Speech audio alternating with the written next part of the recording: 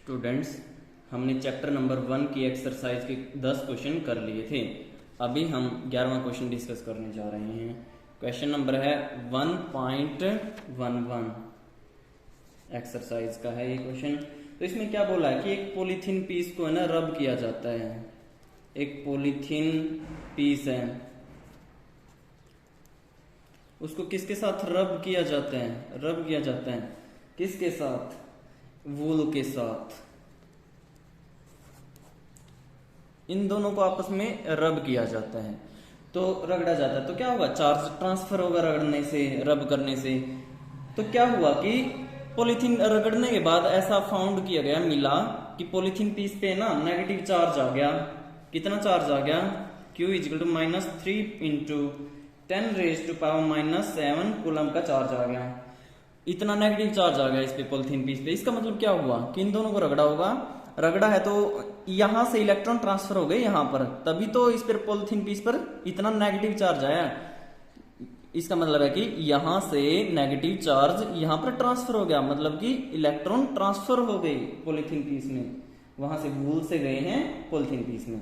तो वही बताना, नंबर ऑफ इलेक्ट्रॉन्स बताना है। तो वो होंगे, ये वाला फॉर्मूला यूज करो, Q is equal to NE। Q की वैल्यू रख दो, E की वैल्यू क्या होती है तुम्हें पता, -1.6 इंटू 10⁻⁻19 कूलम वो होती ना, वो वैल्यू रख दोगे E की। तो अब N निकाल लोगे, N ही निकालना है यहां से। अब ये तो था फर्स्ट पार्ट इस क्वेश्चन का। अब सेकंड पार्ट क्या है 11वें क्वेश्चन का? सेकंड पार्ट में क्या बताना कि क्या यहाँ पे ट्रांसफर ऑफ मास हुआ है? मास ट्रांसफर भी हुआ है क्या? या चार्ज ट्रांसफर हुआ है?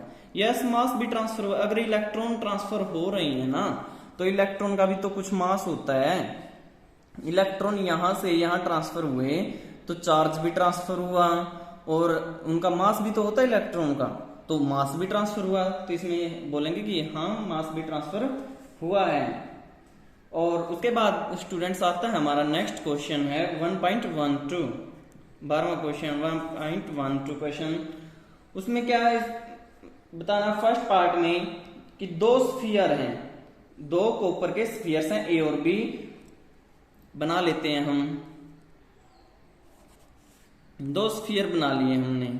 अब इनके बीच में है ना जो डिस्टेंस है R कितना दे रखा है, 50 सेंटीमीटर दे रखा है, और इन पे चार्ज भी दे रखा है ना। चार्ज कितना है? 6.5 इंटू 10⁻⁻7 कूलम।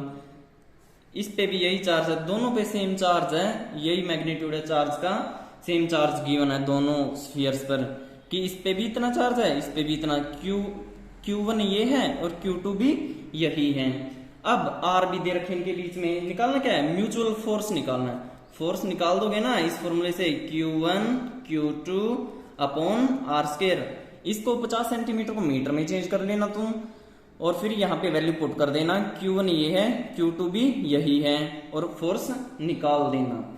अब सेकंड पार्ट में क्या करना है इसके?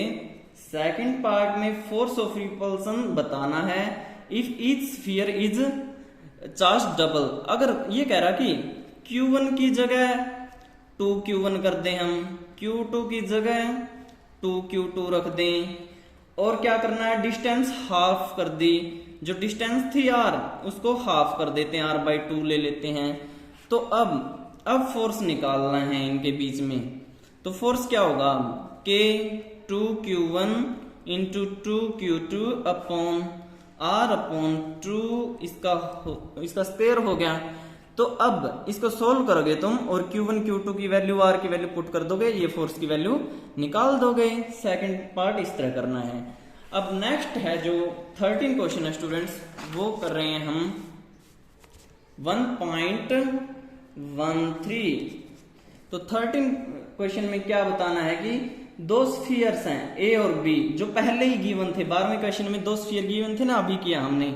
A और B दो स्फीयर गिवन थे, उनका साइज सेम है। साइज क्या स्फीयर का? सेम है, आइडेंटिकल है। वो साइज आइडेंटिकल है स्फीयर्स का, मतलब साइज सेम ही है, आइडेंटिकल है वो साइज में। अब उसमें बोला क्या, एक थर्ड स्फीयर और ले आए। पहले तो थे ये दो स्फीयर, इनके बीच में डिस्टेंस थी, A B थे ये, A और B। अब एक थर्ड स्फीयर और ले आए, सेम साइज का है लेकिन अनचार्ज है वो, उस पर कोई चार्ज नहीं। इन पे तो था चार्ज, था ना, चार्ज गिवन था, वैल्यू गिवन थी ना। अब मान लेते हैं उसको क्यू, इस पे क्यू चार्ज है, दोनों पे सेम चार्ज था ना, इस पे क्यू मान लिया, इस पे क्यू मान लिया, चार्ज की वैल्यू गिवन थी लास्ट क्वेश्चन में। वही क्वेश्चन इधर भी प्रोसीड कर रहे हैं, 13 में भी वही स्टेटमेंट है, आदि यूज की है इसने। तो अब क्यू चार्ज इस पे, क्यू चार्ज इस पे, थर्ड चार्ज और ले आए। अब थर्ड चार्ज पहले तो इसके कॉन्टेक्ट में आया, फर्स्ट के एक चार्ज ले आए, थर्ड है जो सी मान लिया, इसका नाम हमने सी रख लिया। तो अब इसके कॉन्टेक्ट में लाने के बाद हटा लिया, फिर इसके कॉन्टेक्ट में ले आए सी को, फिर पूछ रहा है कि फोर्स ऑफ रिपल्सन ए और बी के बीच में क्या होगा। ये प्रोसेस करने के बाद तो देखिए क्या होगा। पहले इस पे क्यू चार्ज था, इसके कॉन्टेक्ट में ये चार्ज लेकर आए, तो क्या होगा, अब इस पे आधा चार्ज यहां आ जाएगा, इस वाला आधा चार्ज यहां पर आ जाएगा, क्योंकि कॉन्टेक्ट में लेके आए हैं इसको, सी चार्ज को। तो इस पे क्या चार्ज आ जाएगा, Q/2 चार्ज आ गया, और इस पे क्या रह जाएगा, Q/2 रह जाएगा। अब Q की बजाय Q/2 रह गया, क्योंकि इसने आधा चार्ज इसको ट्रांसफर कर दिया। अब यहां से हटाया ये और यहां पे रख दिया, इसके कॉन्टेक्ट में लिया है, तो इस पे चार्ज कितना था जो इसके कॉन्टेक्ट में रखा है, Q/2 था। अब इन पे कितना हो जाएगा चार्ज डिस्ट्रीब्यूशन, वो देखिए, Q + Q/2 अपॉन में 2, ये हो जाएगा हर एक पे, दोनों पे ही। तो देखिए इसको निकालो, 2Q + Q3Q upon 2 divided by 2, ये कितना आ गया, 3Q/4।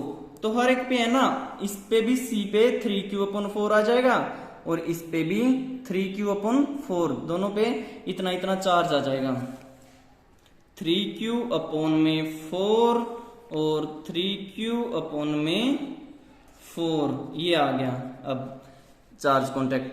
तो अब बताना था कि ए और बी के बीच में फोर्स ऑफ रिपल्सन क्या होगा, फोर्स क्या होगा, वैल्यू वही निकालोगे तुम कूलम्स लॉ लगा के।